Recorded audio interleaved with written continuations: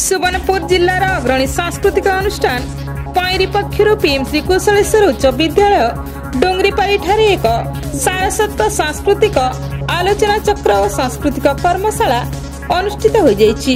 पाश्चात्य वाद्य और लोकनृत्य शीर्षक पीएमसी कुशलेश्वर उच्च विद्यालय प्रधान शिक्षक श्रीजुक्त बाबूलाल साहू अध्यक्षतार और पैरी अनुष्ठान संपादक श्री चौधरी विभार संयोजन अनुष्ठित होइतिला। प्रथम यह सोपान विज्ञान शिक्षक तथा नाट्य निर्देशक श्री चकानजन मेहर, कवि तथा लेखक श्री एकादशिया वर्गीय, नाट्यकार श्रीमती नंदिनी महाना, शिक्षक श्री संजय साहू आलोचक भाव में योगदान करी पाश्चात्य वाद्य और लोकनृत्य विषय रे निजर वक्तव्य प्रदान करथिले। पाठ सहित नाच और गीत जानिबा अति जरूरी बोली प्रधान शिक्षक श्री बाबूलाल साहू तांका सभापतित्व वक्तव्य रे छात्र छात्री मानक उपदेश प्रदान करथिले।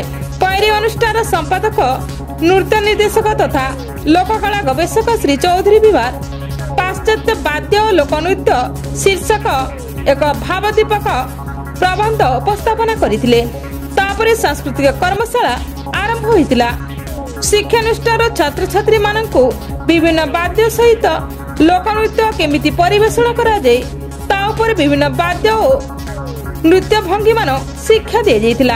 आयोजित आलोचना चक्र और सांस्कृतिक कर्मशाला शिक्षानुष्ठान शताधिक छात्र छात्री अंशग्रहण करी निज निजर मत विनिमय करथिले। नृत्य निर्देशक चौधरी विभार लोकनृत्य और लोकगीत परिवेषण करी छात्र छात्री मानक नचाई देथिले। शेषरे शिक्षानुष्ठान शिक्षक श्री मानस बाबू धन्यवाद अर्पण करथिले। ब्यूरो रिपोर्ट तनुष्ठान टीवी।